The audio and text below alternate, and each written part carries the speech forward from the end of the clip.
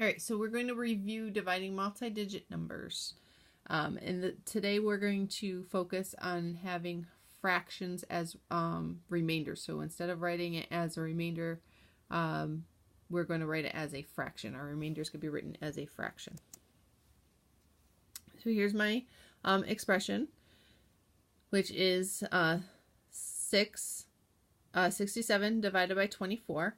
Remember, when we're putting it into our division house, that the first number goes inside and the second number is outside. My dividend goes in, my divisor is out. So I have to think, how many times can 24 go into 67? So I use my rules of 2, 5, and 9, right? And I multiply 24 times 2. And when I do 24 times 2, I get 48. And that's pretty close. But it's not that close, so I'm going to double check 3 and just see what 3 is. And when I multiply 24 times 3, I get 72, which is too big. So in this case, 2 would be what I'm looking for. So I'm going to put my 2 above my 7.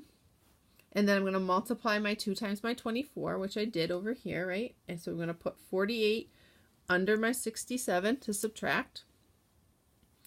And then when I subtract those, I get a remainder of 19.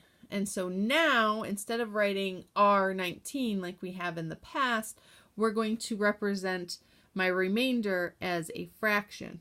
And remember, my divisor, what I'm dividing by out here is my denominator for my fraction, and my remainder number is my numerator.